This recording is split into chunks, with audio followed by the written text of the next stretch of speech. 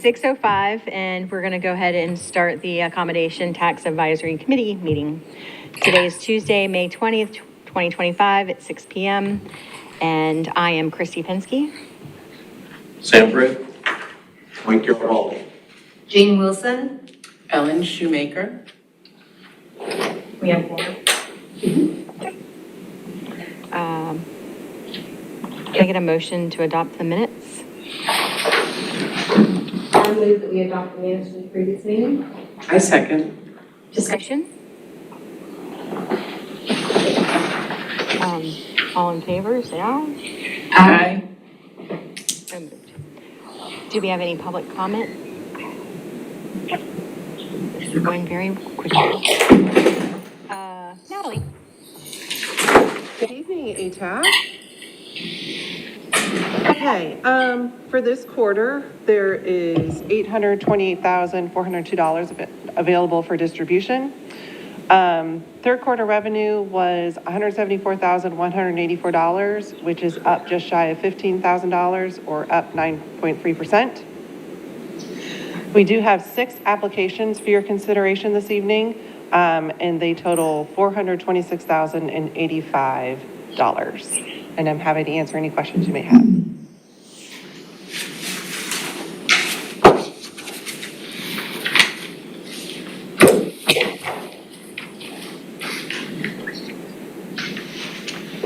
Anybody? Nope. No? Okay. Thank you. Yeah. Any old business we need to discuss? No? New business.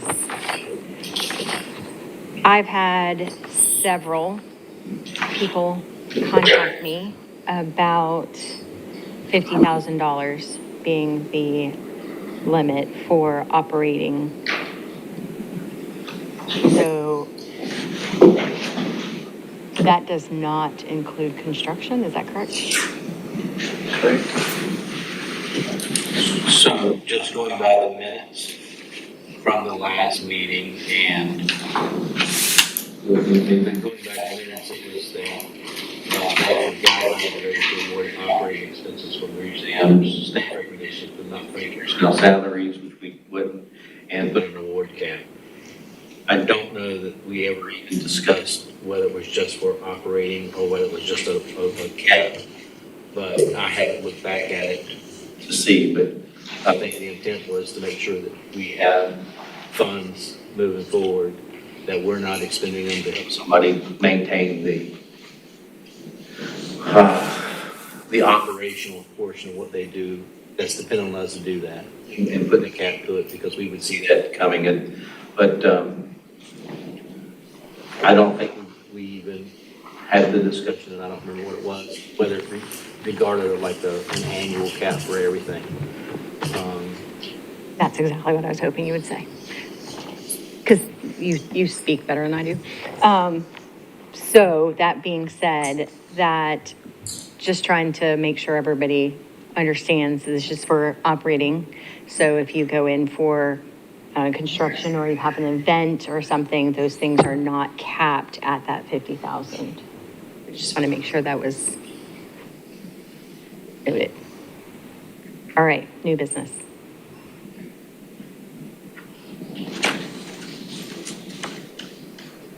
Town council. I read the DMO, right?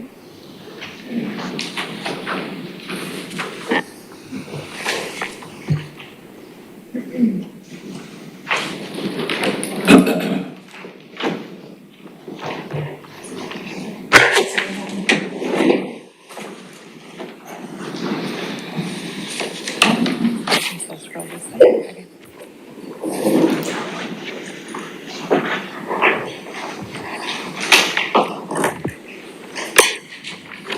Good evening, everyone. My name is Ariana Pernice, and I'm with the Hilton Head Island Bluffton Chamber of Commerce, and I oversee the Visitor and Convention Bureau. It's a pleasure to be able to present our fiscal year 25-26 GMO marketing plan to you this evening. I can't believe we're talking about fiscal year 25-26, so that will start July 1. So if you will, we'll take a little bit of an overview of our approach to the business and how we support the initiatives of the community and in the town, and also look back on how we did in 2024, and then look forward to 25, 26 with those learnings. I'd also like to take a minute to introduce Chase Odell. He is a colleague of mine. He is our new research manager, and he is here to answer any questions as well. We'll tag team if need be, but I wanted to make sure you knew he was here. If there are any questions.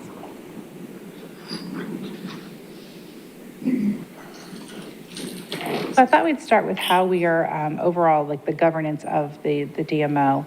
And forgive me, I'm going to look down as it's a little harder to see the presentation from there. But as the DMO, there is the passion to lead with a vision of a welcoming world-class community, embracing nature, culture, and economic vibrancy for residents as well as visitors.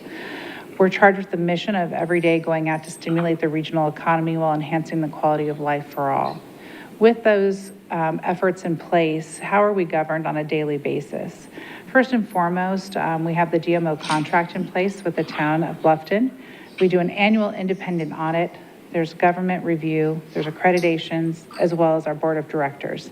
And we are in constant contact with the town of Bluffton as well as yourself to make sure that we have a good pulse of what's going on locally as well in the community at large.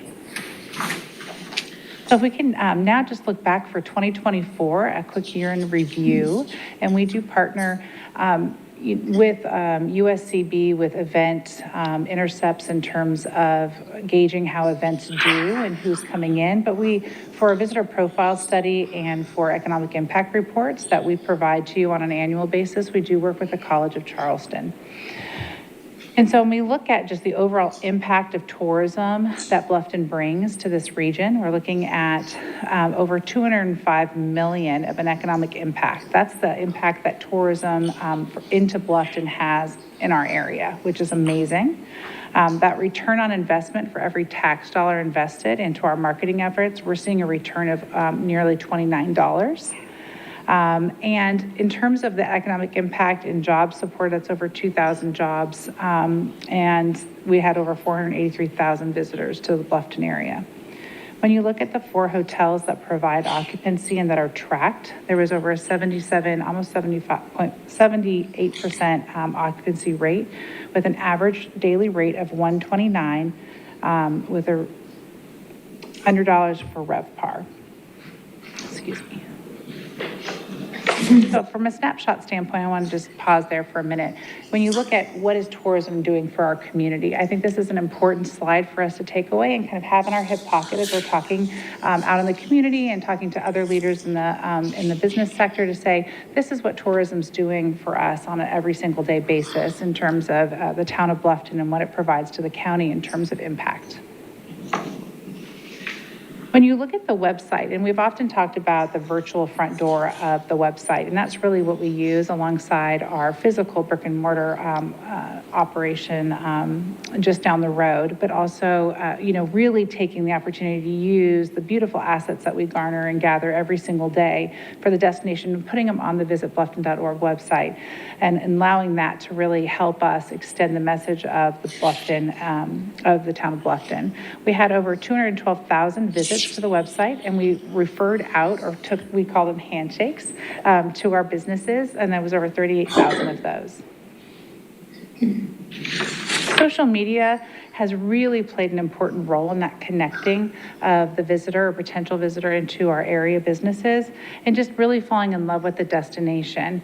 And so when you look at all of our channels, we have over 56,000 followers, and those impressions are over 9.9 million, which is really exciting. So with those impressions, what does that mean? They're engaging with our brand. They're telling us that they love us. They love to see the May River. They love to see dolphins. They like to see what we're doing.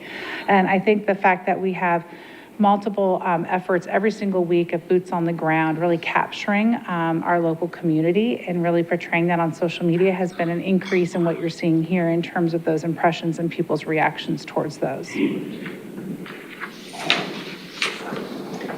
And my colleague Charlie Clark, who sits on the public relations side, she does a wonderful job of curating relationships on a daily basis with these are just a snapshot of the relationships she holds with different editors across publications such as Vogue and Forbes and The Knot and HGTV. And it really is an opportunity for us on an every single day basis to really reach out and garner, those top stories that we're looking to promote and push into these channels, and get the readerships of these publications and online outlets to really take notice of what's happening here in the town of Bluffton.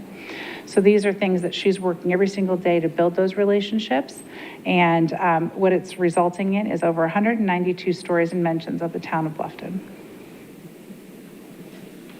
And then we love our website, and it does such a wonderful job of bringing to life all things that are great that we enjoy on an everyday basis here in Bluffton. We do have that physical printed piece that we produce.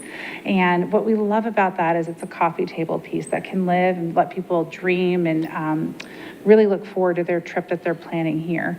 And so with that, we had over 25,000, almost 26,000 of those fulfilled.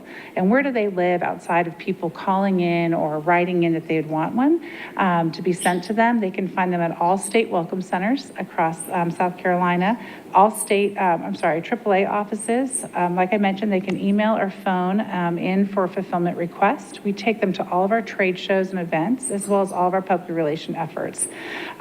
So it's just a wonderful piece that we love working with the town, and we have just officially kicked off 26 planning, which is crazy again to think that we're in the throes of that, but it's exciting. There's so much to talk about. When we look at what the editorial plan could be and what's shaping to be, there's so many new stories to tell. And I think that will allow, when we are able to produce this book, really allows people to dive in to tell that deeper story and better understand why they love this place so much. So with all those learnings, it really helps us shape where we're leaning into for 25-26. We not only take how we've physically done on all these efforts that we talked about, we also look at national trends and how the consumer is behaving. And we look to sources such as our Google Analytics. We look to national trends onto our platforms such as Destinations International, as well as Brand USA, just to understand not only from a domestic but international standpoint how people are trending when it comes to travel.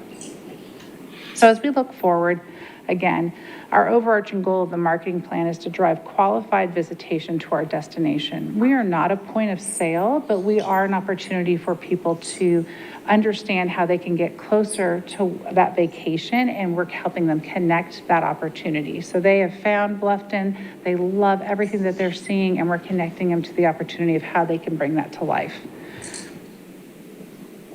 So who are we targeting when we cast that really, really broad net? Quite frankly, we're shifting a little bit in who we're seeing being the decision maker in the household. What we're actually seeing on a kind of a general basis is that it's a collaborative effort. Yes, it skews up here from these past visitor profile study to be 56% male, 44% female. But I think what we're seeing is we see that ebb and flow every year.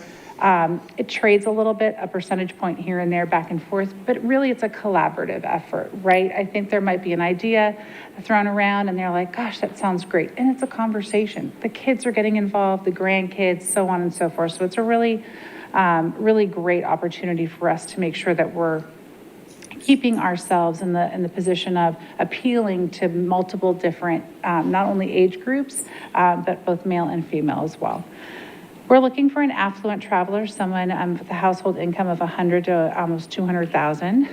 They have an undergraduate degree or higher. They have a propensity to travel. We want someone who wants to get in, love the destination like we do, and explore. And then on average, 5-night stay, which that would be ideal for us if we could cast that net and bring in that ideal visitor to the destination. But beyond that, how are we targeting a little bit further, a bit more of a refined message? We go further into, are they family oriented? Maybe they just want to stay for the weekend. Maybe they are really into arts, culture, and history, culinary. outdoor recreation, or snowbirds. So you can continue to refine your efforts of how you're messaging and how you're reaching them. Remember, we have less than 3 seconds to really make an impact with a consumer in general. So imagine as the world is opened back up again and travel's top of mind, but maybe their consumer behaviors are changing a bit since the start of the new year. And we really want to be able to reach them and say, this is why you should travel. So we're really having to work hard for that message and for that impact.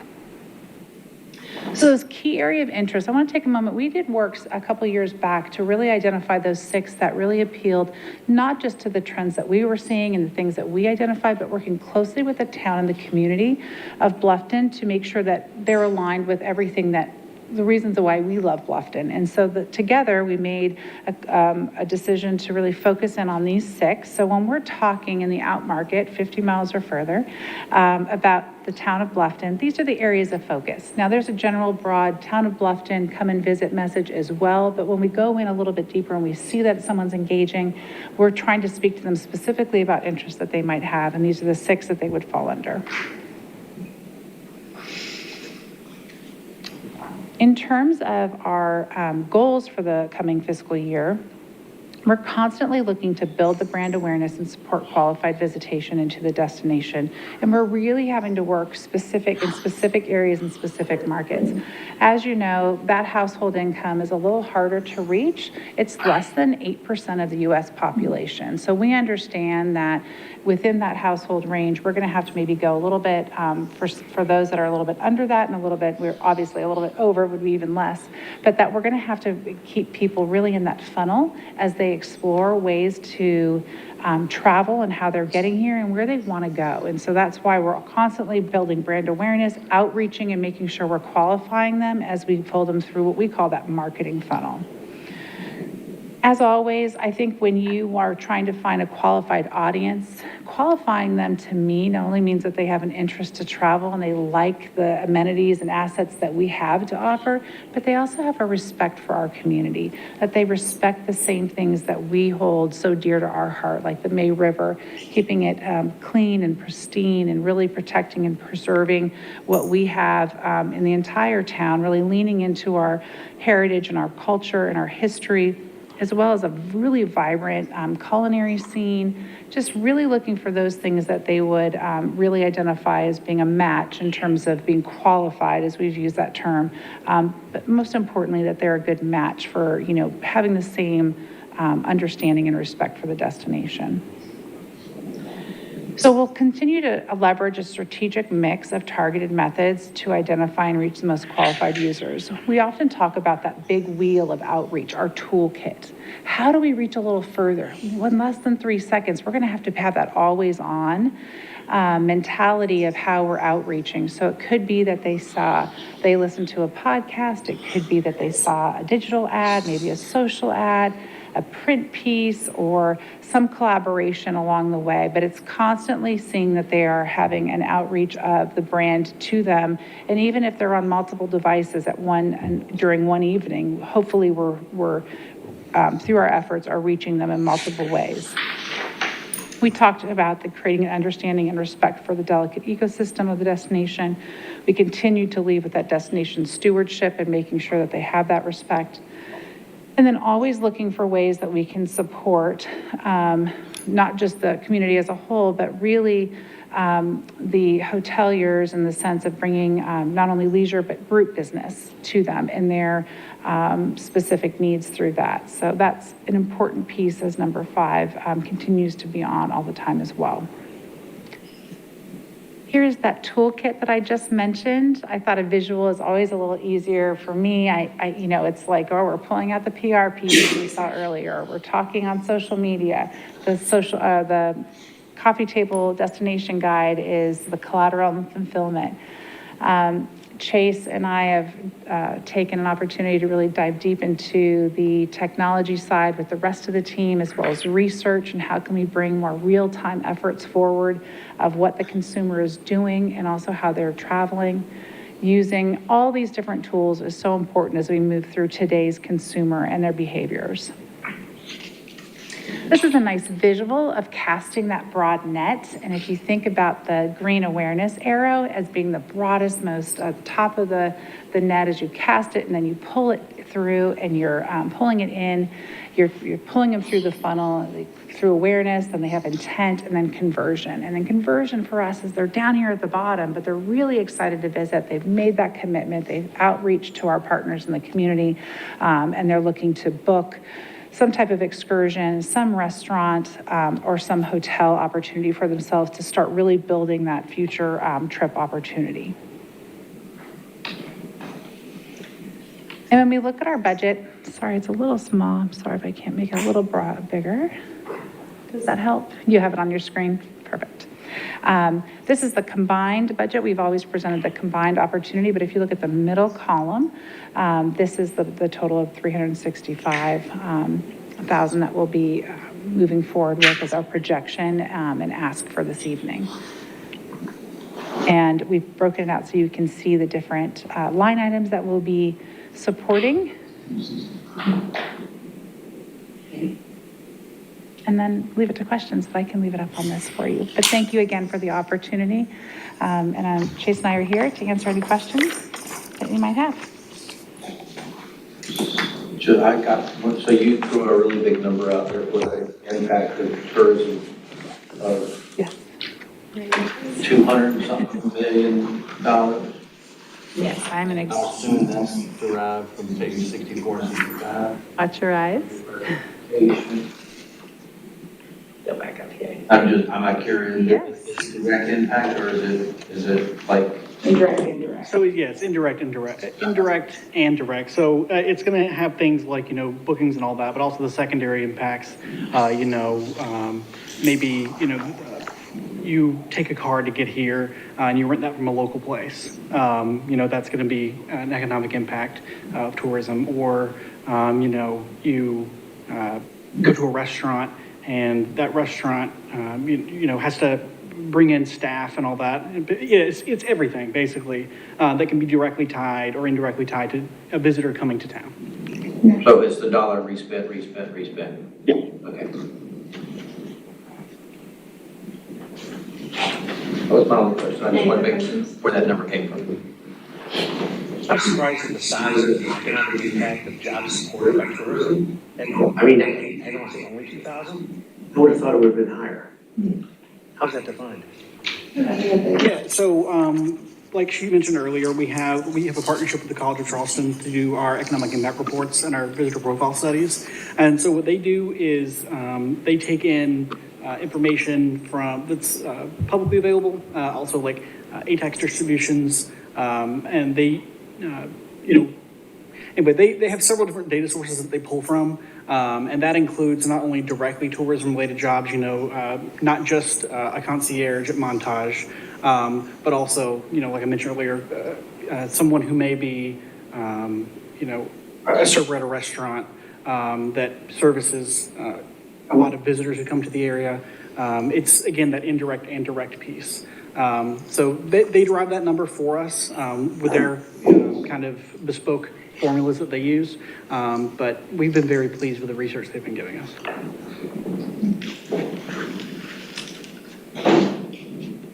Anything else? Okay. May I get a motion to approve the DMO? I'd make a motion to approve the Hilton Head Bluffton Chamber of Commerce to continue being the DMO for the 25-26 term. I second that. Any discussion? All those in favor say aye. Aye. Thank you very much. I appreciate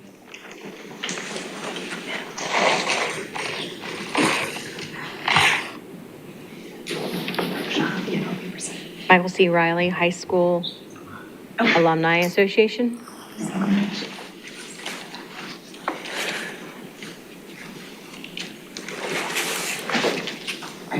I'm sorry.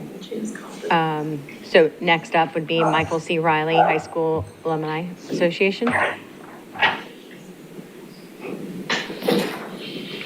Okay. All right, we'll move on. Hilton Head Symphony Orchestra. What happens in that instance where they didn't show up, they have an opportunity to come back another time, or does it get? What will happen? This is the first time. We're on the ground. Interesting. Sorry, just about here what we do. It's on the agenda, we have to discuss. Okay. It has happened. You want to do it at the end? We'll move it to the end then, because I already called them up. Let me show it. Okay, I'm sorry, we're up to. sorry. That's okay. Good evening. Symphony. How are you? Very well, how are you? I was told that we weren't supposed to prepare remarks, but that Just we didn't know were- if there was anything you wanted to add. I'm sorry? Just wanted to see if there's anything you wanted to add to, we've read your, We're looking forward to better weather this October. yeah. That Do would that be a again. big help. Hard to do outdoor concerts when it's cold and nasty out. Okay. So just, we always give you the opportunity if you wanted to speak, because it is a public. Sure. Okay. If you don't want to speak, that's fine. No, that's fine. It becomes your. Watch out, be careful though. This will actually be the 5th year that the Symphony has been partnering with the historic Bluffton Arts and Seafood Festival, kicking off their final weekend of activities at Martin Family Park. Looking forward to a great performance and having 1,000 or more people attend and pack that park for the evening. And our second performance will be a performance of the Holiday Pops concert out at St. Gregory the Great Parish Life Center. We've had full houses the past few years, and we'd like to continue that tradition. The only other thing we're waiting for is for Bluffton to build us a great big concert hall so that we can have much bigger audiences too. Be careful what you ask for. Sorry? So be careful what you ask for. Well, So, I'm fine. in your, request for advertising, Yep. I see that some stuff is prorated, so I'm assuming you're prorating that for a portion that's dedicated, what's that We prorated? prorated compared to the entire anticipated audience. So we anticipate 15,000 people during the course of the year, and if we have 1,500 of them coming to Bluffton concerts, it would be 10% of the costs for those things. So that's the program book, that's some of the annual promotion that we do. We put together a brochure that goes out all over the place. So we try and base it on the number of attendees, anticipated attendees compared to our entire audience for the year. And so the ones that you don't show prorated is specific to Specifically for those. here, right? Rack cards that we do all over the state, television advertising, radio advertising on public radio across the state, yes.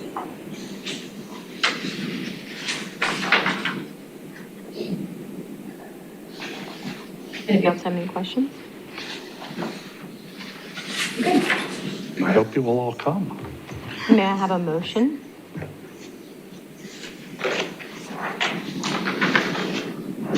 I move to approve the, Hilton Head Symphony Orchestra 2028 budget, Bluffton Concerts, application for, a total amount of $48,781. 2025.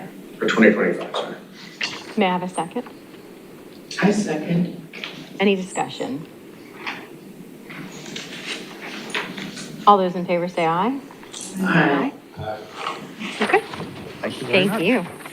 Do you want to put your scoring sheets up to the top, please? Just do.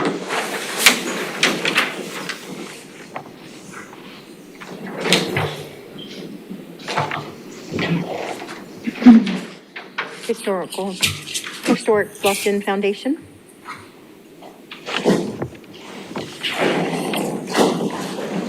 Good afternoon, staff and folks on the board. My name is Bruce Trember, and this is Nikki Graziani. I believe I have that right. Nailed it, actually. Good job. And we're here requesting the maximum amount that's allowed of $50,000, and that would be appreciative of it being more. And the reason for that is we are a museum. And all across the country, museums, house museums are in jeopardy. We do a lot of, and we're really putting a ton of emphasis on events, on getting new members, on getting the people to give us money. In other words, we have to have our hands out all the time. So we do have the operational fees, which I hear are not considered. But as a museum, that's the hugest percentage of our expenses. So I'm just stating this for the purpose of hopefully in some future date that things are viewed differently for museums, house museums. And, you know, I'm pretty happy to say that we've had 29,000 visitors at our museum. And of that, 87% of them are from out of the country or out of the area.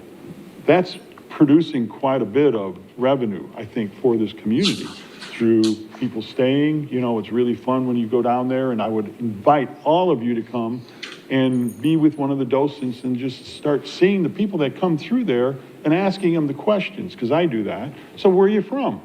And they say, well, I'm from Ohio, I'm from New York, I'm from Germany, I'm from Netherlands. Somebody was there from Netherlands. So in other words, we're really bringing in a lot of people because we are vibrant and we are getting close to about 200-year-old house.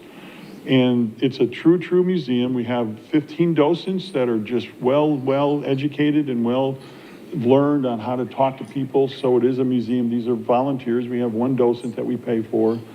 Recently, we went through some changes there. I fired myself because I was the executive director. We're trying to save some money. And Nikki has stepped up as now she's the operational director. So she's going to be taking on a lot more load, and you're going to be seeing her in the future because I fired myself. But anyway, we have to do some ways to save money. We unfortunately lost some grant money here recently, and then also we applied for some other grant money. And I have to tell you, searching for grant money for museums, for house museum, is very unfortunate. And the words that you were using is an operational, getting operational funds are bad, they're hard. So if you guys ever come up with other means for us to raise money, we would have greatly appreciated, because we're looking for every opportunity we can. So with that in mind, we're pushing more members, as I said, we're pushing recognition. We eliminated our gift shop. Our gift shop was kind of a loser, and the reason we did that is we're using it as a bridal setup room now.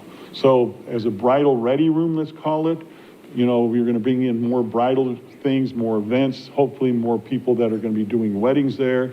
And, you know, we're going to be a lot cheaper than the Montage. We're going to be a lot cheaper than other things, but we're going to have a really beautiful facility for them to come to. Not hopeful. We're going to do it. Thank you.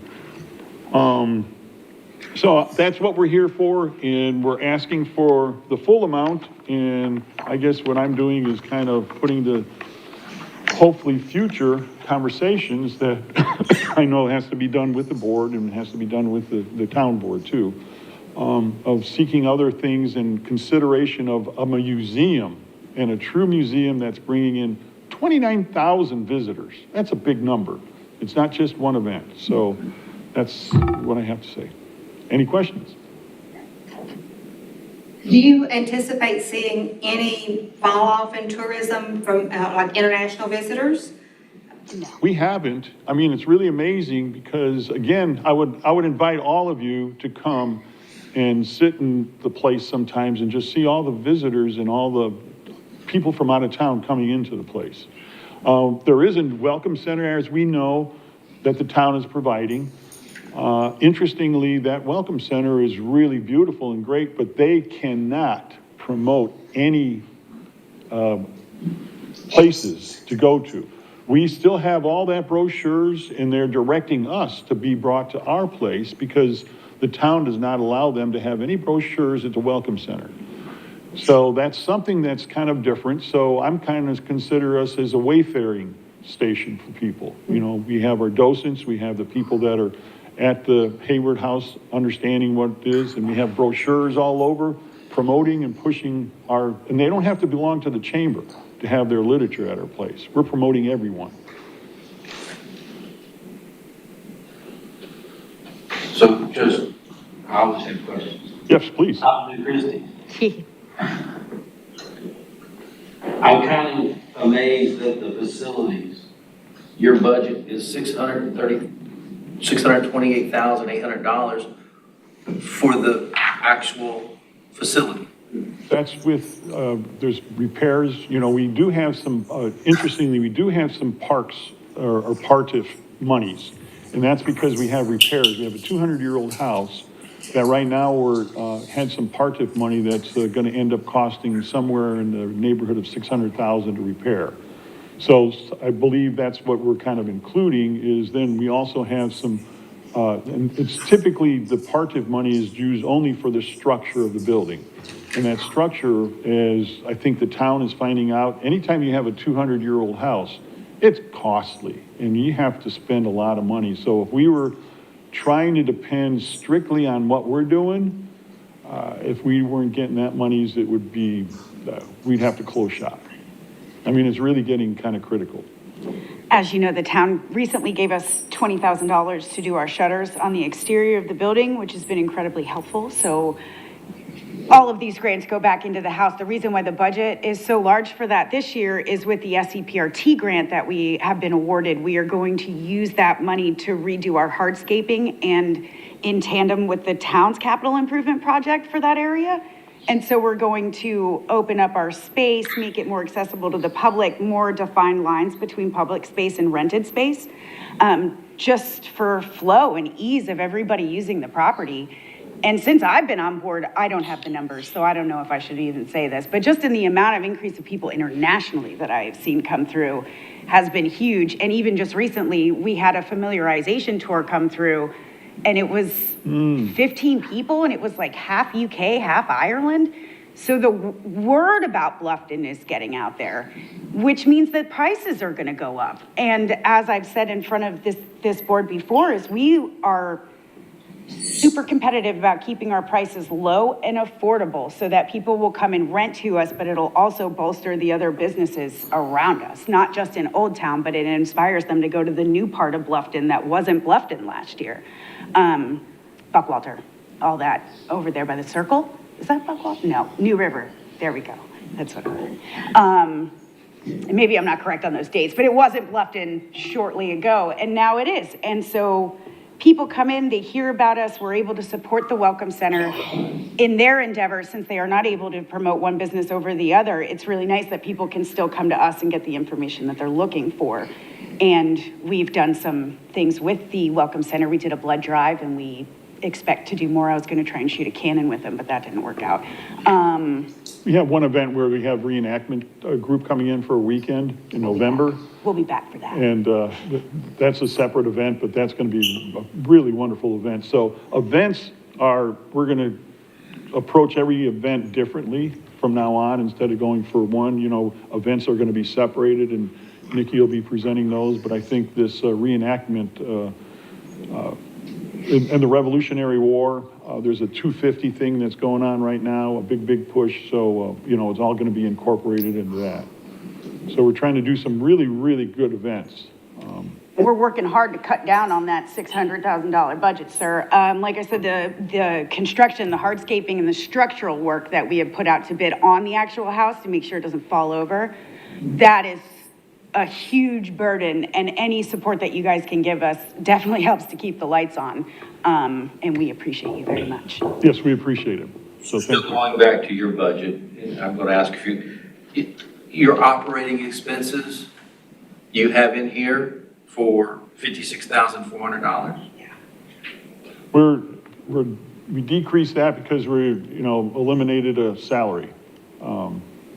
Construction is part of operations if it is the difference between the building existing or not. So maybe our budget is, I mean, these are numbers that we just use off of our spreadsheet. And so we're just showing the real numbers that we're spending, but the spending money to actually operate the facility is what we're seeking from ATAX.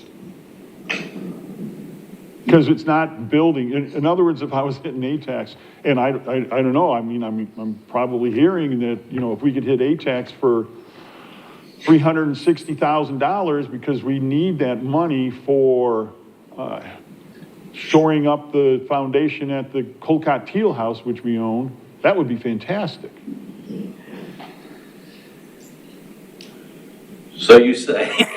All right, so I'm trying to, and I realize when you guys are pulling these numbers off, what you put into QuickBooks, whatever you use, is what it gives you back when you're looking at these numbers. And I'm just trying to clarify for us as what we do and what staff does, like how you came up with these numbers in our minds so that we can then put back into what you're trying to achieve in your request. And so when I see like operational expenses, this is your electric power bill. Payroll, power bill, electric, Insurance, insurance, which is a huge one. What it costs to, a lot of the events that we have thrown in the past have been fully funded by us, especially the ones outreaching to the public and things. So that includes all of our printing. That's like the whole shebang at the end of the day, well, it's, all year. yeah.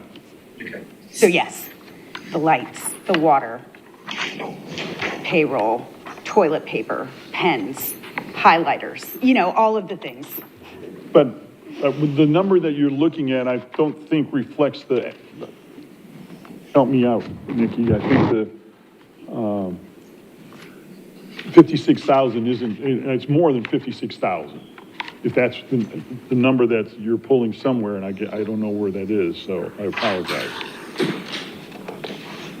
Because to operate, you know, if we're including payroll and everything else, it's a lot more than 56,000.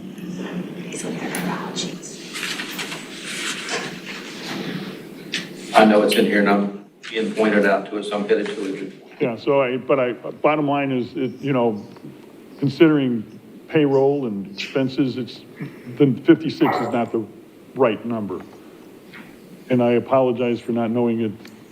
I was thrown in as an interim executive director, and kind of shuffled things around, and now Nikki, Yes, we got it. Nikki's gonna be. What other fantastic. questions may I answer for y'all? Yes, do you guys, does anyone else on the board have any questions? I have a question for staff. What's the difference between the prior year and now? So now we're asking for 50,000 for the full year, whereas last year for 9 months, I think it is, we requested 120,000. How do we, I think we talked about this thing before they were. They were our welcome center. We were the Welcome Center, and the Welcome Center is now got pulled, so that's, as you can see, that's a big deficit that we do have. Because we're still operating in the same manner, basically, but we're not able to collect that fee, so you can see we have a huge deficit. So just looking at your page for your expenses, if you take out the expenses for the repairs and maintenance and everything else that would be there, leaves about $233,000. Does that sound about right to you? It's probably, that sounds more logical than, Sounds more like what we've seen in the past. yeah, that seems more logical because it's not increases actually, well, right now, this one, because this doesn't reflect what we just recently did. But, Okay. and then we also lost some other grant money because we used to be the docents for the Garvin Garvey House, and that's now no longer ours. Okay.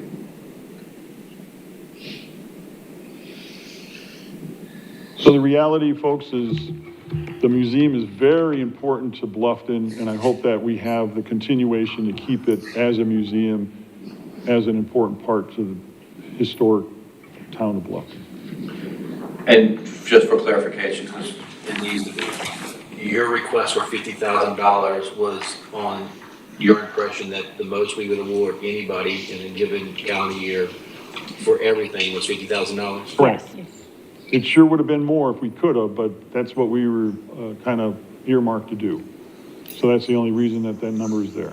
And that's aside from special events and marketing.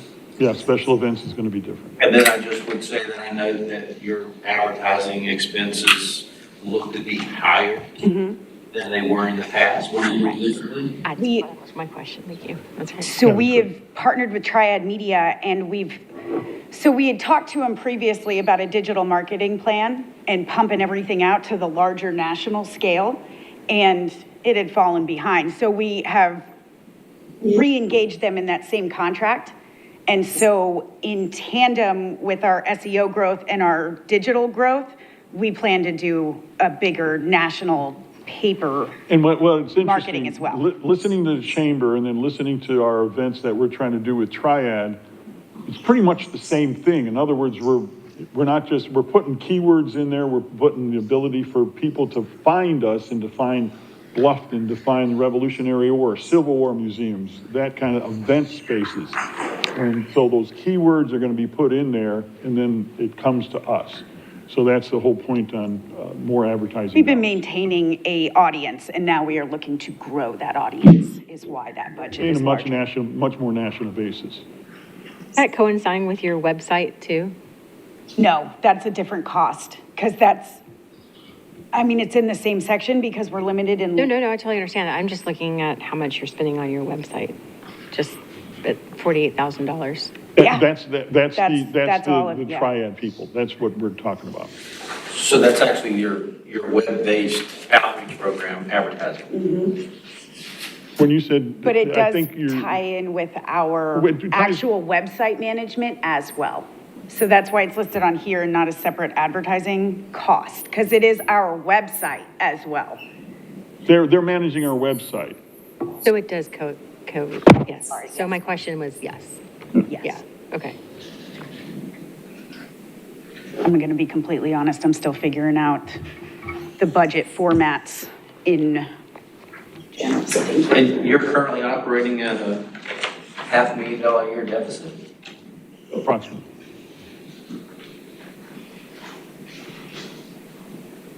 And how much grant money are you getting other than ATAX? So, I mean, Park and Rec money? But We got, I don't want to speak on what we were awarded last year because, Okay. but this year we were going for a $200,000 grant for the structural repairs to the house. And then the state said, we're not issuing any more grants, period. yeah, the grant was ready to push, and then all of a sudden we get a call and they said they pulled that grant completely from the state now. So the state's not. How are you able to operate with such a large operational deficit? That's our quandary. That's why we're pushing our advertising And so that's why hard to we're a get more museum. rentals And that's in, why we're pushing, we need a museum, we're a museum. memberships, We're donations, doing everything that we possibly can to survive.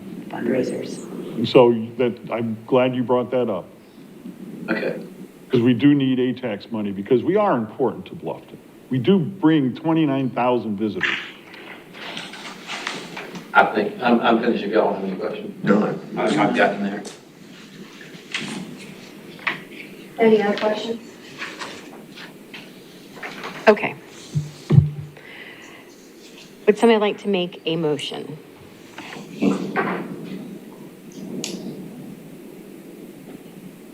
I move that we approve the $50,000 request for the Hayward House Museum.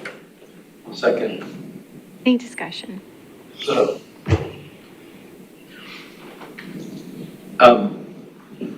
I think that we can miss the second cutting in our operational expenses and not including the advertisement, was based upon a misunderstanding for this folks. I'm looking at your application and I see the eligibility for other funding. And honestly, I would much rather see them be eligible for it and have it to spend. And ultimately, we don't make a decision, but town council does. But we just send up recommendations for them. So that being said, you probably need to come back Well- again. I don't know this answer. We've done, I'm looking for guidance from staff, but I think certainly we can approve a greater amount and then council can let them come back to re-app, or they can approve the amount that we just decided to vote on. You can. We passed a policy last time. 50 was the max for operating, including advertising. So. It's a museum.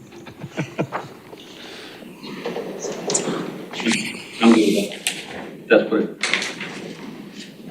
Okay. Keep the motion. Second.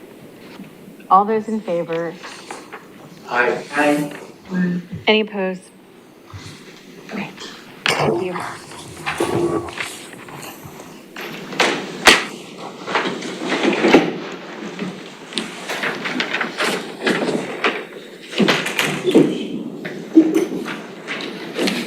Welcome, Pat.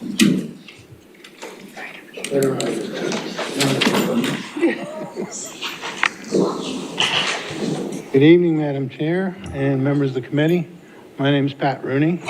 Are you good for me to start? Okay. I'm the Capital Improvements Manager for the town of Bluffton, and I'm here tonight to give you a little bit of background on the application for Sarah Riley Hook's cottage restoration. Hold on a second. Just give 2 seconds. We'll have those worksheets, I'm sorry.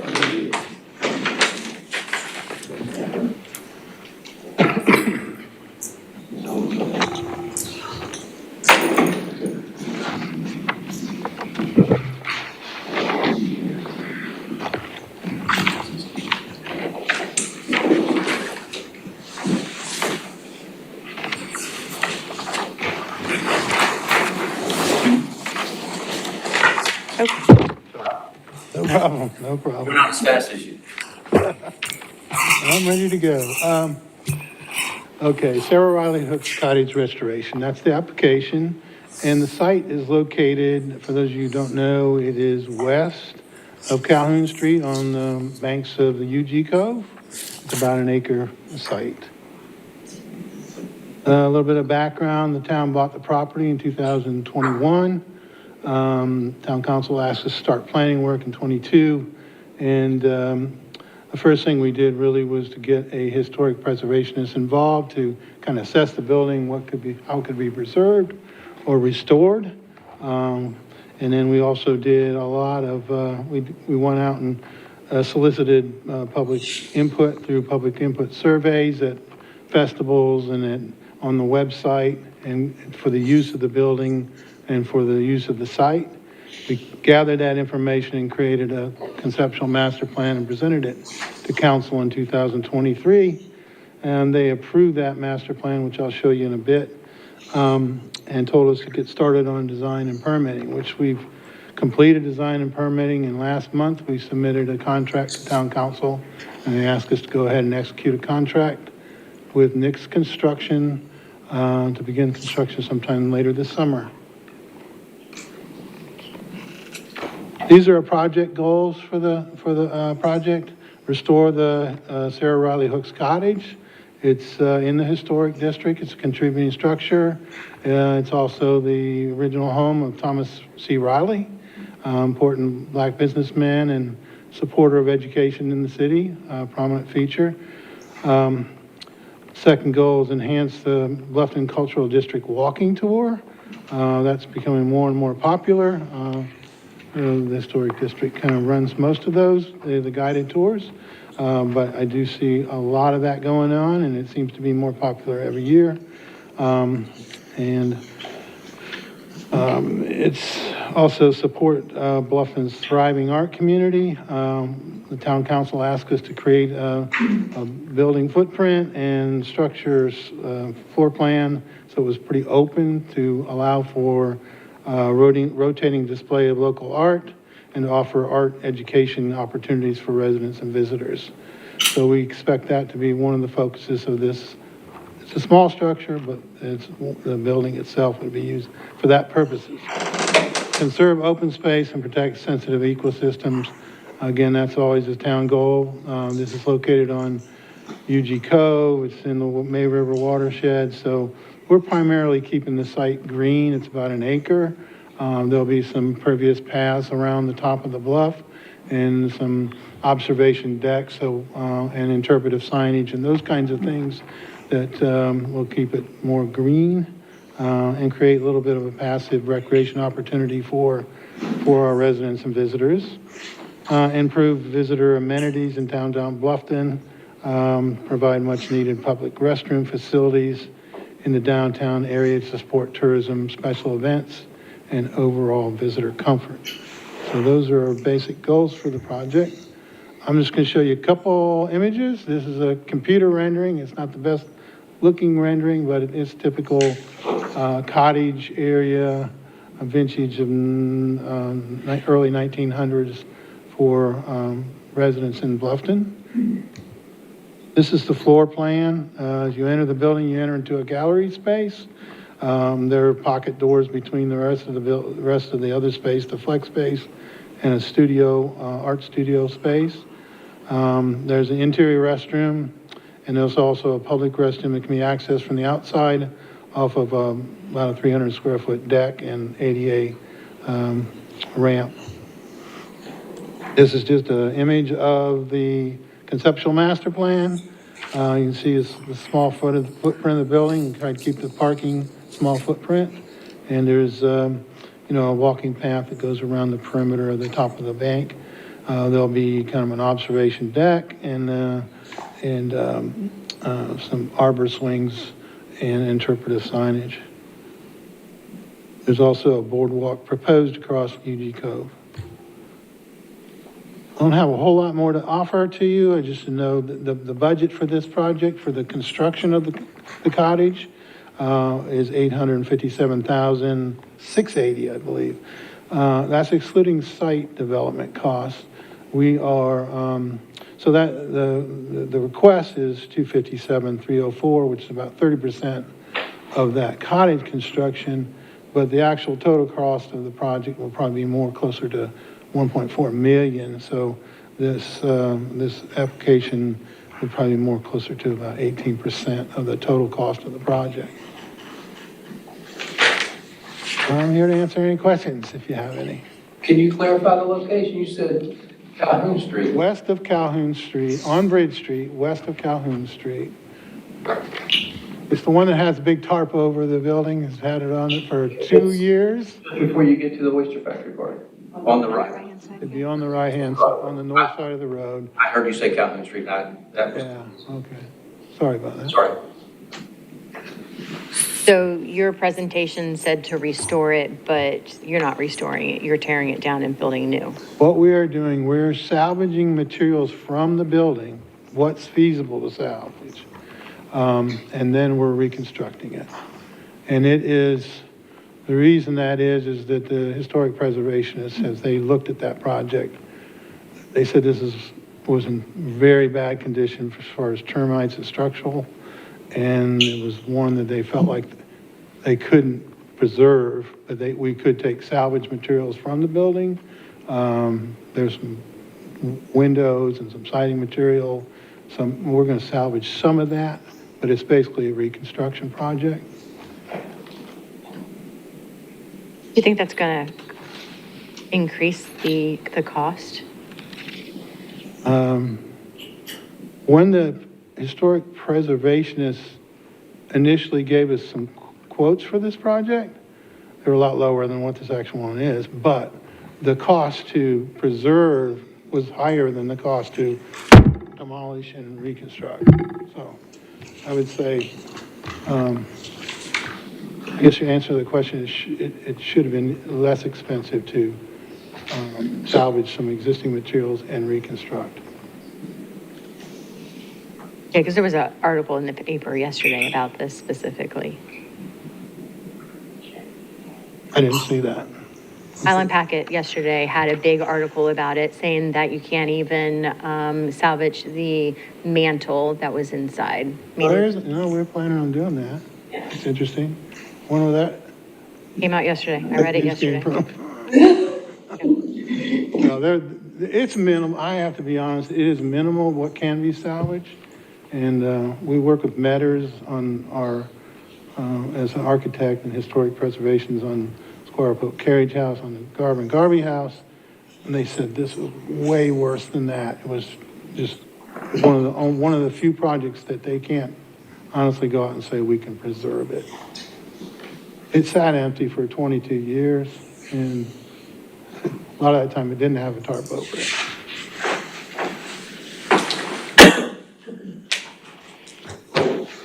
Any other questions? The exterior facade is gonna be similar to what was there originally? Yeah, it's going to be select wood siding.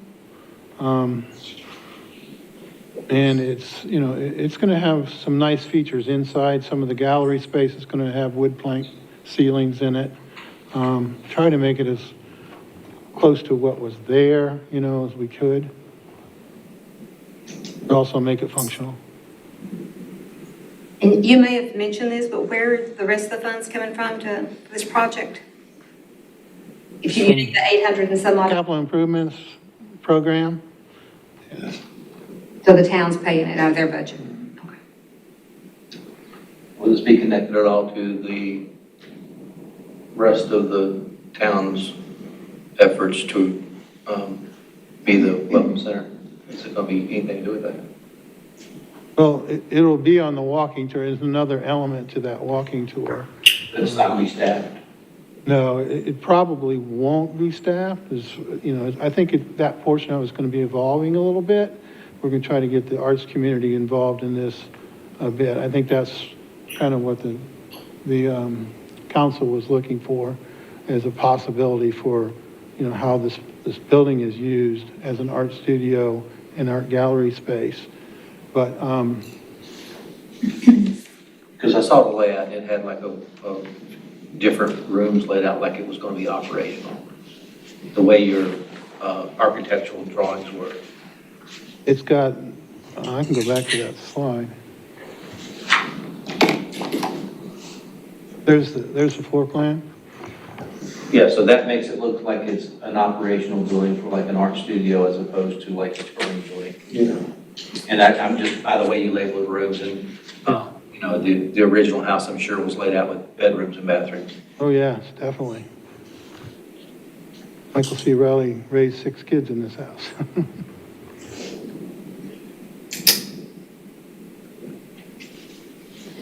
So Any other questions? Man, Rob. May I have a motion?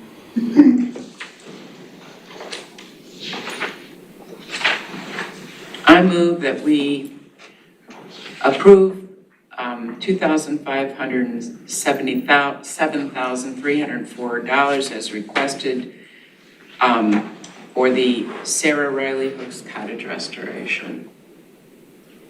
A second? I second it. Any discussion? Yes, so would our guidelines apply to facilities? Operating the facility. That's my discussion. All those in favor, say aye. Right. Aye. Aye. Any opposed?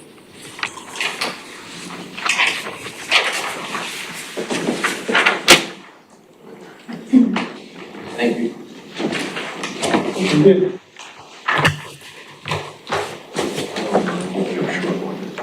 We're at Blackwoody, Roots and Rivers.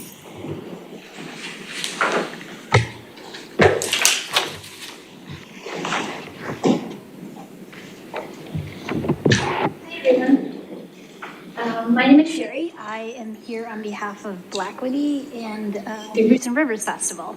Gwen Chambers is our executive director of Blackwoody, and unfortunately she couldn't be here tonight. She has a senior in high school, and there's some event she didn't specify that she needed to be at. So I'm filling in. A little bit scripted, so bear with me. I'll do the best I can to make a presentation. I am also a volunteer for the festival on the sponsorship committee, so I can attest to that. So I am here to present, to share a little bit about the background of our festival. We are in our 3rd year, so I can talk a little bit about last year and then present our request for continued support from the town. We're proud of how the event has grown and the impact we've had on the community, economically and culturally. Last year's event took place on Saturday, September 14th at Oyster Factory Park. It was my first year with the event. Apparently there was I'm new to the area too, but apparently Oyster Factory Park had some improvements. The park was beautiful, so it was an awesome event. We had 500 attendees, including tourists from across the region. We celebrated Black entrepreneurship, coastal culture, and community spirit. We kept tickets prices accessible at $15, and we also offered a pack of 4 for a small discount. So I thought that was a great price for the ticket event. Last year's festival featured these guys as our headliner. We have these guys lined up again this year, and as I think most of us know, they're a crowd favorite and draw quite the crowd, so that's always a good thing to have them there. We had a beer garden with Burnt Church Distillery and Side Hustle Brewing, a vendor marketplace, and we had some themed experiences last year, like cowboy line dancing. Last year, we did attempt to have a little bit of a cowboy theme. I think we're gonna just stick with our main focus this year. We might also offer line dancing, but specific to last year with our theme, we did have cowboy line dancing as well as photo zones, just to create a fun and exciting atmosphere. The impact on the local economy was clear. 90% of vendors reported profits and many sold out entirely. We ran out of beer really fast last year, so we will note that for next year. Hotels and restaurants reported increased foot traffic during the festival weekend, and the event generated quite a bit of buzz and engagement on multiple regional tourism platforms, helping reinforce Bluffton as a cultural and entrepreneurial destination.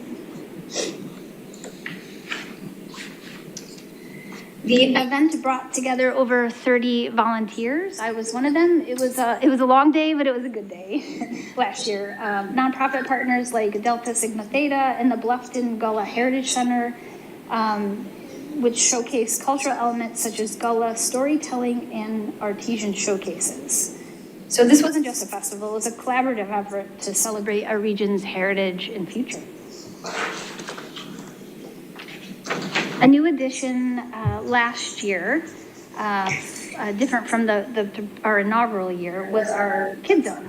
Last year it was sponsored by New River Dental and Chillin' Nitrogen Ice Cream. It included literacy stations, inflatables, face painting, and we even had a mechanical bull, so that was kind of fun to watch. But more than 100 children participated in all the activities, and it just allowed for a broader, more people were able to come and actually stay longer, especially those with families and those with children.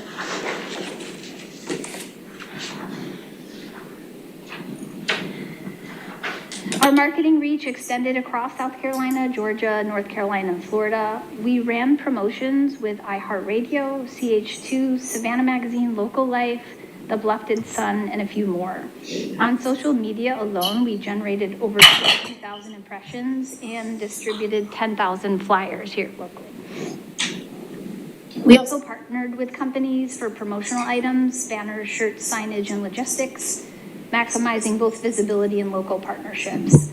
As part of the sponsorship committee, it's been great to be able to reach out to the community and the area businesses and be welcomed. And a lot of folks have been able to help. So that leads us to this year. To sustain and grow our success and hopefully have more visitors in attendance, we're requesting, I think it's 27,000. I have in my notes 25, but I believe Gwen had requested 27,000 when I saw the financial report. In continued support from the town of Bluffton. So these funds will help us with infrastructure, expanding our kids zone, which we definitely want to have again this year. Hopefully adding some senior-friendly programming. And accessibility, safety and accessibility measures. We want to be sure we cover all of our bases with those students. So this year we've already confirmed the dates. It's September 6, 2025, again at Oyster Factory Park, so that has been reserved. We plan to increase vendor capacity. We want to introduce some cultural workshops and offer shuttle service to improve accessibility. We're also expanding our regional media partnerships to draw even more attention to Bluffton as a cultural hub. This wouldn't have been possible without the help of our partners, some of our bigger partners, of course, including the town. Last year were Burnt Church Distillery, iHeartMedia, Montage Palmetto Bluff, and then again, of course, the town of Bluffton. So we are grateful and thankful for the continued support, and this festival is truly community powered.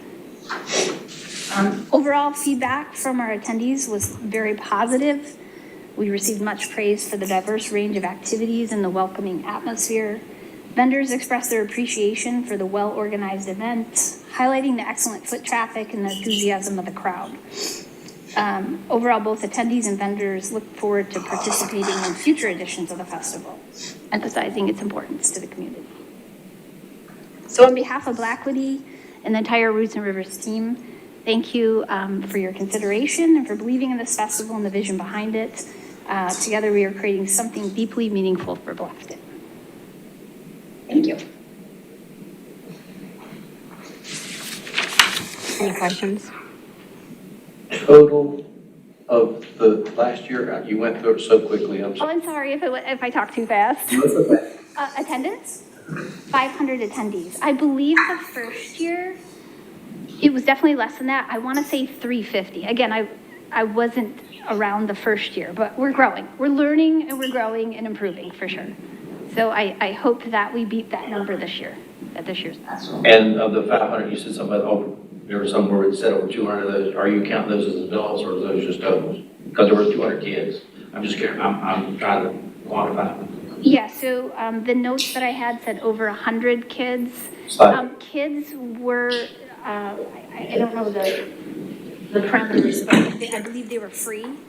So I don't think they were included in our numbers for attendance because we would have tracked attendance by ticket sales. Does that make sense? Yeah, and then just me being me. Staff, we got a total budget of 34,850, but at the very top of that, it has a budget of 62,000. Is that, I'm trying to quantify. You can see the delineation on the staff report at the top. On their application page, they said the budget was 62, but then on the budget form that they filled out, the total came to 34,850. So I don't know which is more accurate. I think the 62,000 is more accurate. I did not complete the application, so I apologize. I cannot attest to what numbers were inputted on the application. But I just know as my role on the sponsorship committee and how much and what my goal is to raise, with sponsors, 62,000 is, it sounds like the right number for operating expenses in our budget. And then just last year, your total expenditures, all said and done, was 22,733 is what we closed out at. And you're going to spend almost your whole budget you spent last year just in advertising this year? I believe that is possible. I know with our promotion with iHeart, that was a big expense. And these funds were used for that. So yes.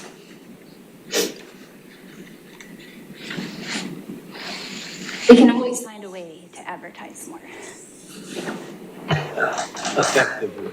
Effectively, yes. Agreed. Yeah, we understand. So I just, and I know you guys, in the first year to the second year to now the third year, I think this would be. Y'all found out what worked one year, the last year, y'all found out what really probably worked better. I'm just wondering if y'all are tracking your results when they're coming and they're paying, you ask them how they're hearing about it, just out of curiosity. Do you know? Are you tracking that at all? Not as well as we should be. I'm going to be honest. It's, because we're learning and growing, I'd like to be able to. At one point, there was talk about being able to geofence and all of that, and we haven't gotten to that point. Is there room for 40 vendors at Oyster Factory Park?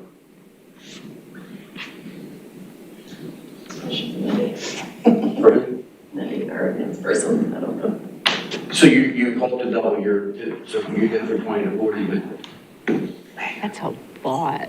I don't think. Yeah, I don't think that would fit. You're right. Unless you're doing both sides. No, even if you No, because we had the kids zone on the other side. Yeah, I don't think that's a right number. Because I can't even, if you're only on the side that the park's on, not the little area over there where the boats park and the other, I can't imagine 20 fitting in there unless they're. You might, I think you maybe 20, but tops, right? Yeah. Lindy knows the answer to that, though. How many is the capacity of vendors? That's something you can even do. But I don't know. I'm just, that's the end of That's my. a fair question, and that number that I threw out does not sound correct. I will say in my daily job with Watterson Brands, we are opening a restaurant essentially across the street, Mondays Porch. You've probably seen the construction. And we will have an open air market there too. So we are working towards possibly somehow interacting with them. So, you know, maybe we might be able to place more vendors there on their property. You're talking about the whole other location though, right? You're talking about. Yes, but I'm saying that might be where that number of vendors came from. Oh, okay, I'm sorry. I would really have to follow up with Gwen. Maybe she was thinking so many vendors could be at the park itself. And like you said, it seems like there would be a limitation, a max there, and that wouldn't be 40. So maybe she was thinking, you know, there could be something further across the street. I'm not sure. I'd have to check with her. I have a question. So when you get ATAX money, then the police department's paid, so it's not, shouldn't be in their stuff here. But if they get extra security or extra police, is that paid for by the town? I mean, through ATAX? It's calculated based on the tourism percentages, which it's not reimbursed at 100%. Okay. Any other discussion? So are you saying that the police, they're asking for 600 for the police and security, and that's not, that shouldn't be, we should not approve that $600? No, you can still include it. They might have outside security, but for the town's portion of it, it won't get charged. It'll be absorbed. Okay. So, it's a percentage based on how you rate your self-sufficiency, and that's why in the scoring sheet. Oh. And that's why I was curious more about the 62 versus the 34, because 27,000 of 34 puts you in a different self-sufficiency bracket. And so in the budget that they submitted or the application, they had both numbers interchanged? So on the front pages, the initial questions.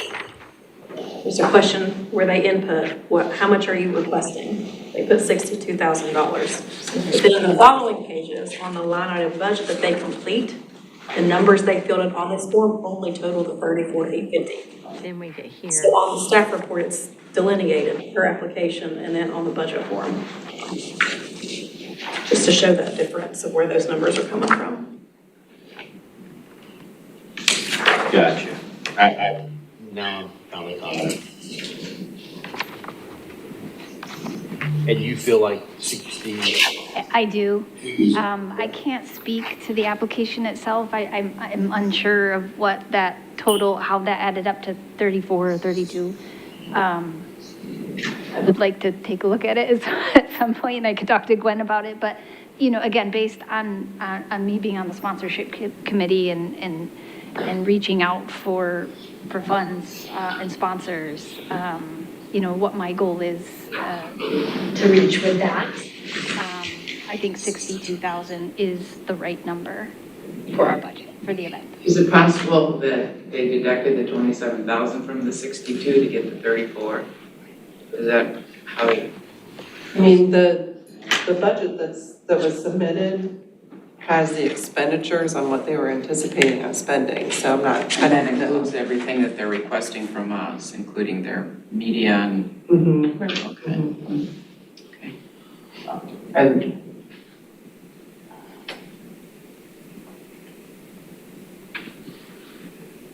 I apologize. I know that's quite a discrepancy.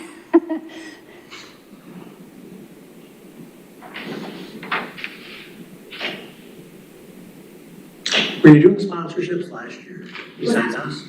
Well, you were, Yes, I was. You were, Yeah, were there other sponsors last year besides, cash sponsors besides ATAX funds? oh, yeah, so, last year, we reached about 30,000 in sponsors. So in my head, the quick math tells me that 62,000 is the right budget for the event. Okay. Does that make sense? I'm still with it, just that it. So looking at your application, now that I've gone to that section, the revenues plus the A-tax money is more than the actual event.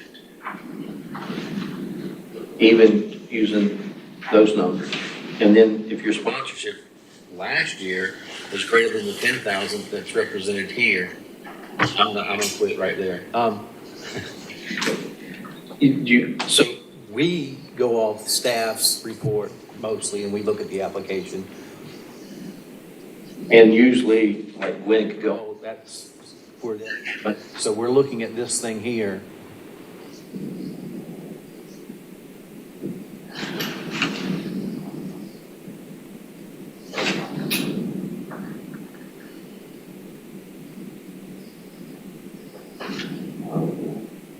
Well, the numbers don't add up. I I know. mean, It's just, there's such a discrepancy. And we won't have time to do this again, will we? But they do have to submit everything against it, correct? If they applied again in June, the town council will tell the week after the event is held. Okay. I could offer in, time. I could see if I could get Gwen on the phone. I'm very sorry.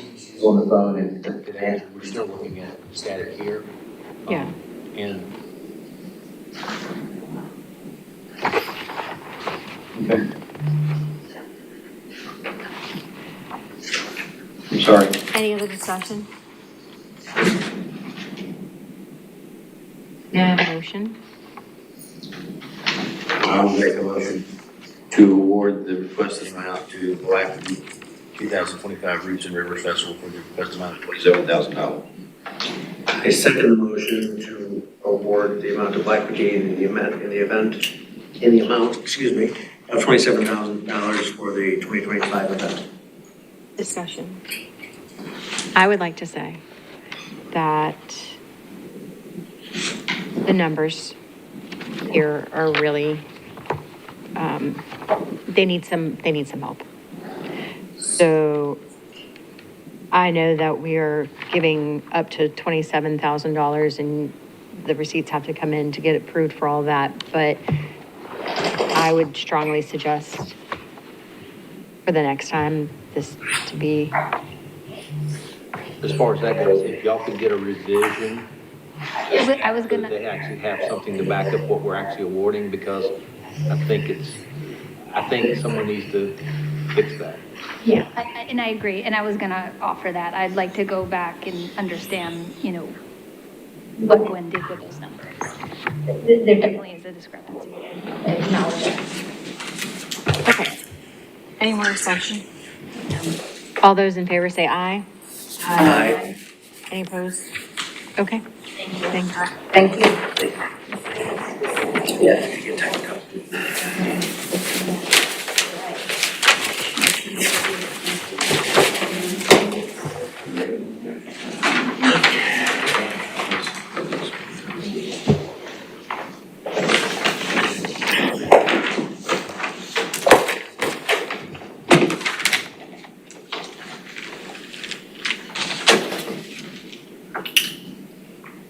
Okay, Juneteenth festival, please.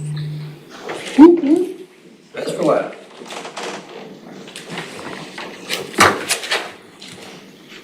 Well, good evening, Madam Chair and Apex committee members. My name is Angela Douglas. I stand before you for representing the Bluffton MLK Observance Committee. I am their newest committee, so I guess this is my initiation to the committee by presenting the Juneteenth Festival for 2025. Just to give a brief history of the Juneteenth Festival in Bluffton. It started back in 2015.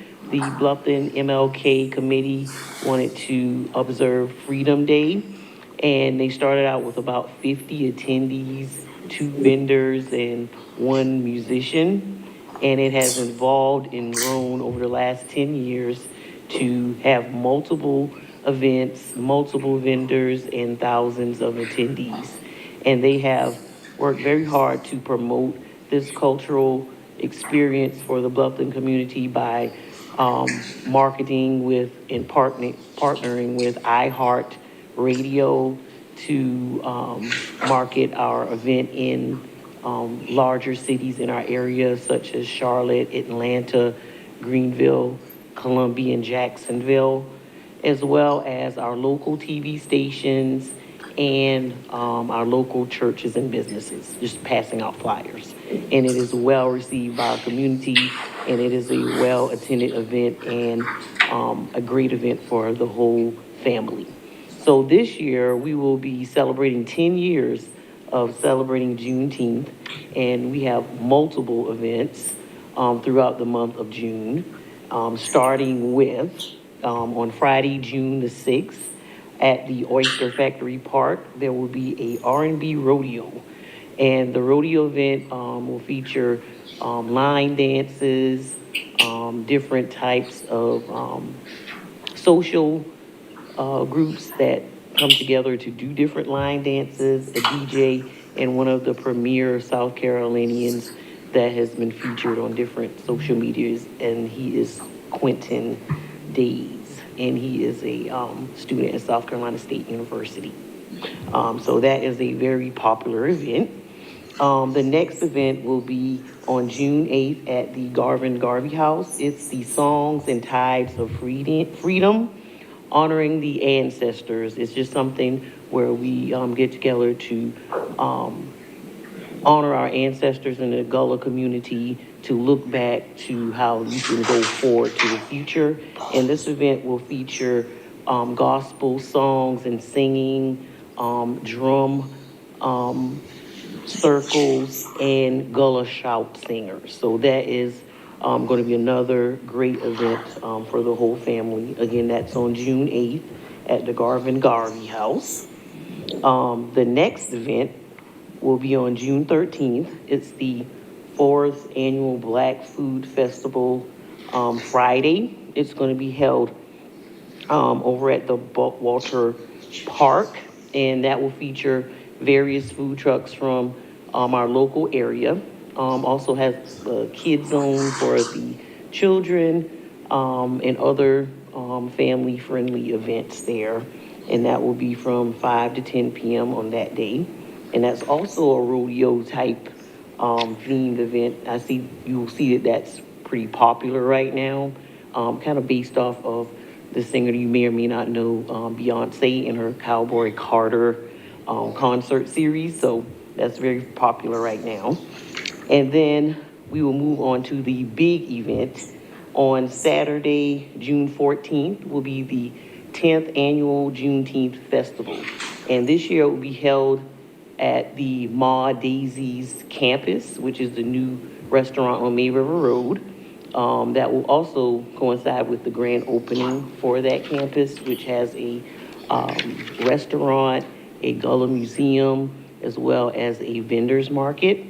The street will be blocked in front of that campus so that we will have our vendors available for the public to walk the street as well as walk the campus. And there will be various performances throughout the day. So that's the huge event. And that is also going to be on Saturday, June 14th, 4 to 10 p.m. And the final event will be held on Sunday back at the Ma Daisy's restaurant. It's going to be the 5th Annual Juneteenth Jazz Brunch. This brunch will be featuring a saxophonist, Mr. David Glimp, and this is a brunch en blanc theme, so all white attire to attend this jazz brunch. So that is another great event for Juneteenth. So to commit to celebrate 10 years of this great event for the whole community. We have multiple ways that you, if you can't make it to one, you can make it to another. So it's something that I believe that will be beneficial for the whole community. It's very educational and it's good for the whole family. So we appreciate your support. And being that I'm a new member, if you have any questions, I'll answer them to the best of my ability. If not, I will refer back to the committee and have them contact you. Thank you so much. Do you know how many people went to the event last year? If I remember, I believe it was upwards 6,000 throughout the different events that we had. And they came from far as California and the Caribbean because the committee has partnered with USCB to have a QR code survey for the attendees so you can get the feedback of where you came from and how long you were in town and those different types of metrics. So that's how they based on how many people are at the events. So there's a lot of dates that aren't in that week. Are they going to be out of the town or are they just not planned? So you got something On the Yes. 6, then you got a 6/8, then you got a 6/13. Are there additional events that just aren't in town? No, all of the events are going to be either at the Oyster Factory Park, the Buckwalter Park, or Ma Daisy's restaurant. Those are the only locations. The Bluffton Park, is that the new thing that took over from? The Buckwalter, it's the one over by the police department. Used to belong to Carrick or somebody? Yes. It's in the middle? Yes, it's Evercore. And will the campus, will all these students going to be finished? That's what I was about to, that's what I That was is about the to ask. plan. The plan, the grand opening will be the same weekend as the Juneteenth festival. So that will be the grand opening as well as having the. Are there alternate plans if they don't pass all their COs and stuff? Well, if they are not open, the campus will be available to be used. If not, then the alternate plan would not have it there. But from what I've been told, it will be ready to be open on that date. Yes, sir. I go by there all the time. Yes, sir. Well, if it is not ready, we know that we will not be able to have it there. So I'm sure they are working very, very diligently to have it up to par for that date. Where's that at? Is that it's a Blackpool? It used to be Pepper's Porch. Okay, yeah, it's right by the Mangiama's, what's the name of that restaurant? Pomodoro? Yes. Yes. What did you call it? Mangiama's. That's a lot. Nice. Nice. All those names. Yeah, They a have tags. little bit that way. Hilarious. Okay, do we have any more questions? I do not. Okay, may I have a motion? I move we approve the $23,000 as requested for the 10th Annual Bluffton Juneteenth Festival. Second? Say that. Any discussion? No, I think it's great. All in favor, say aye. Aye. Any opposed? Congratulations. Good job. Events, like ticket sales, like the. One of the jazz brunch is ticket sales. The jazz brunch is $50, and the rodeo at the Oyster Factory Park is $15. There's a lot of construction at, Yes. Does the town have that ready too? I think that is across the street from it is our new Don Ryan Center, so I don't think we will be affected by that. So, Thank you. Thank you. you're welcome. Okay, you have two, well, I know we're gonna come back to it. You have two different ones here.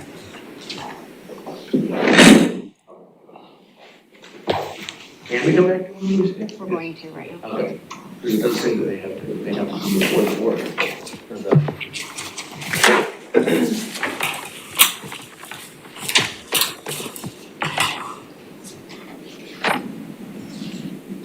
Okay, So no one still has arrived for the Michael C. Riley High School Alumni Association.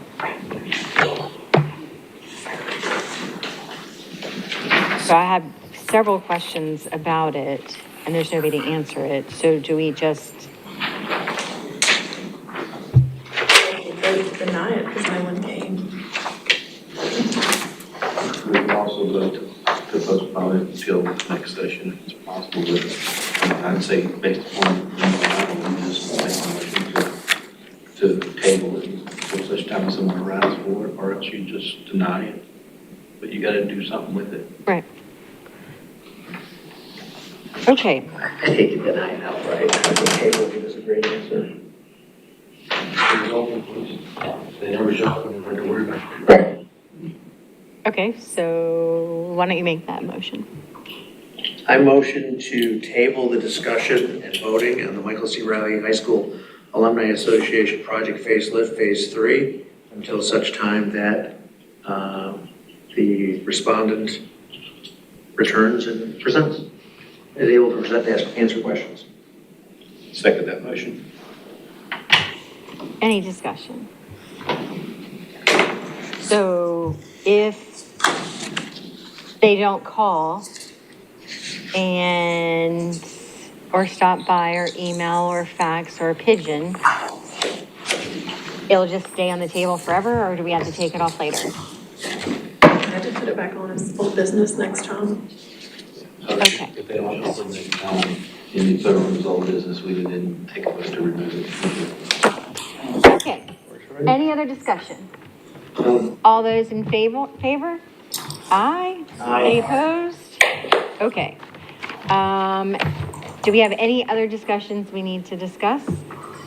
Staff? Yeah, I have to change discussions. All right, then, I say that we adjourn. Thank you, Madam Chairman.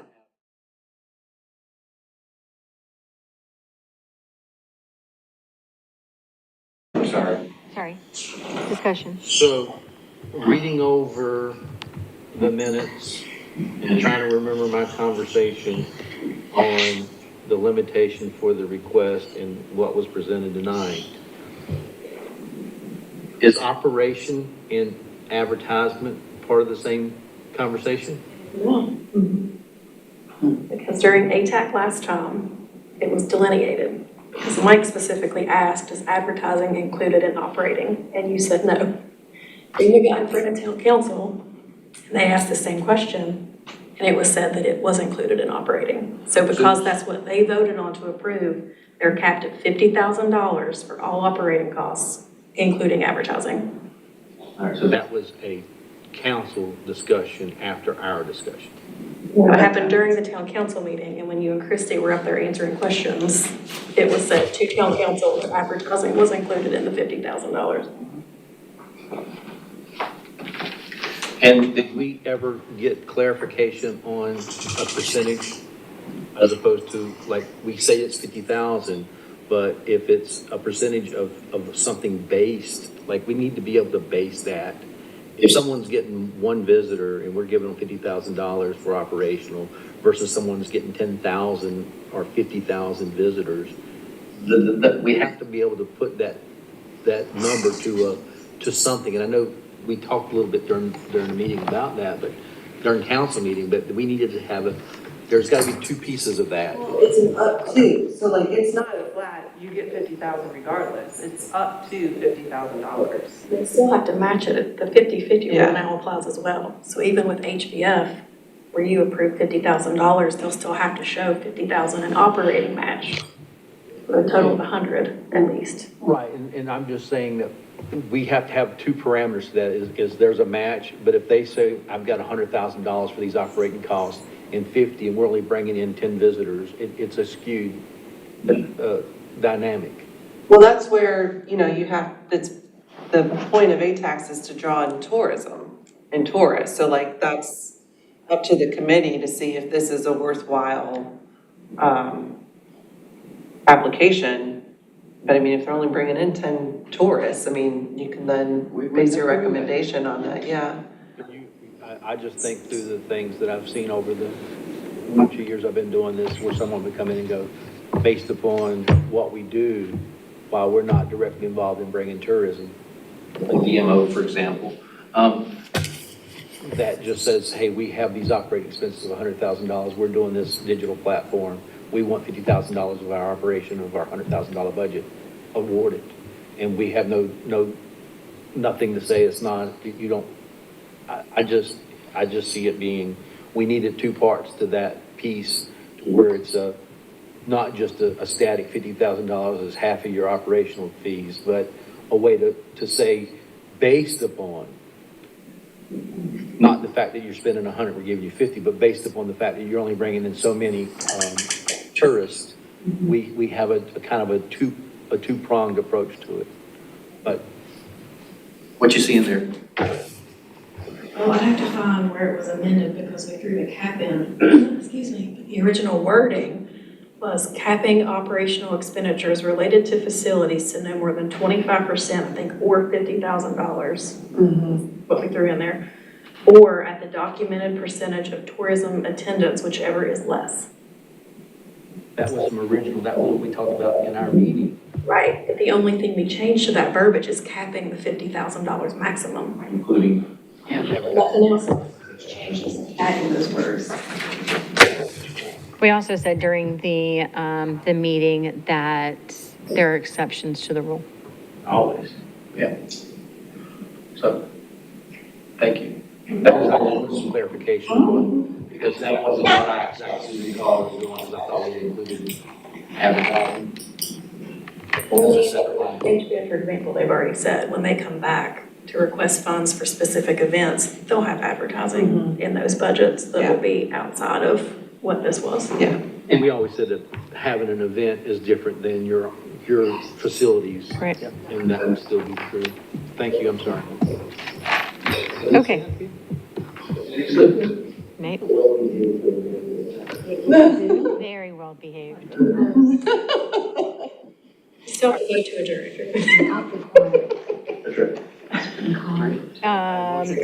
Thank you. A second? All those in favor to adjourn? Aye. Thank you, everyone.